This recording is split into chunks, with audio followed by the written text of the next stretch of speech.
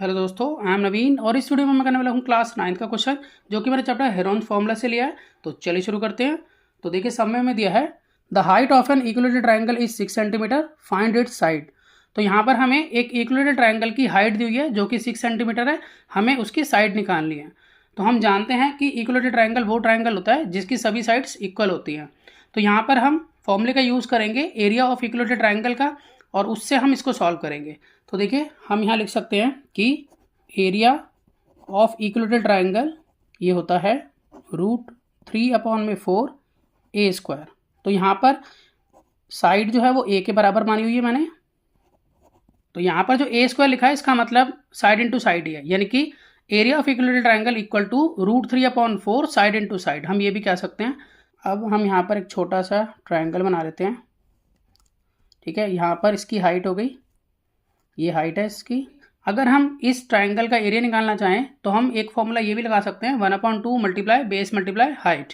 तो उसको मैं यहाँ लिख लेता हूँ कि 1/2 मल्टीप्लाई बेस मल्टीप्लाई हाइट, यहाँ इक्वल होगा ये √3/4 ए स्क्वायर के। तो देखिए कहने का मतलब ये है कि अगर मैं √3/4 ए स्क्वायर यूज़ करूँ तो भी मैं एरिया निकाल सकता हूँ इस ट्राइंगल का, और अगर मैं 1/2 मल्टीप्लाई बेस इंटू हाइट करूँ तो भी मैं इस ट्राइंगल का एरिया निकाल सकता हूँ। तो दोनों ही तरीके से एरिया जो है वो सेम आएगा। देखिए अगर हम इस फॉर्मूले में बेस की बात करें तो बेस जो है वो इसकी साइड ही होगी, क्योंकि ये बेस है ट्राइंगल का, तो बेस जो है वो इसकी साइड ही होगी। तो मैं इस बेस की जगह पर ए लिख सकता हूँ क्योंकि मैंने साइड जो है ए मानी हुई है।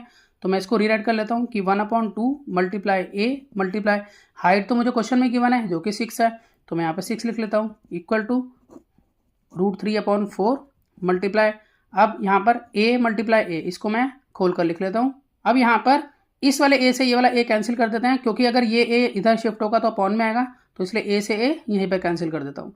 अब मेरे पास यहाँ कैलकुलेशन करने के लिए ये है कि यहाँ 2 × 1 = 2, 2 × 3 = 6।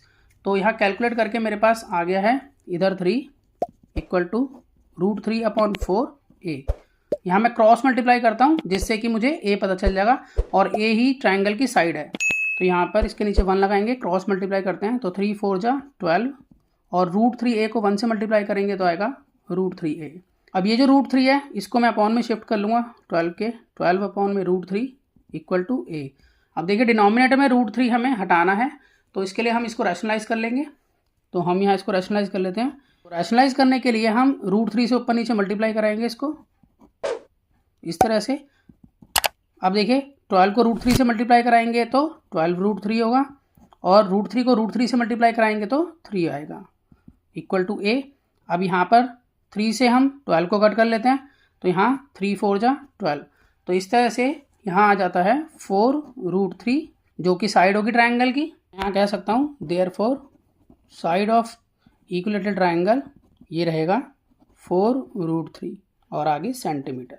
तो मैं आशा करता हूँ कि आपको सम समझ में आया होगा। इसी तरह के बहुत से सम्स क्लास 9 के लिए पहले से अपलोड है, आप उन्हें देख सकते हैं। तो मिलते हैं नेक्स्ट वीडियो में और नए सम के साथ, तब तक के लिए गुड बाय।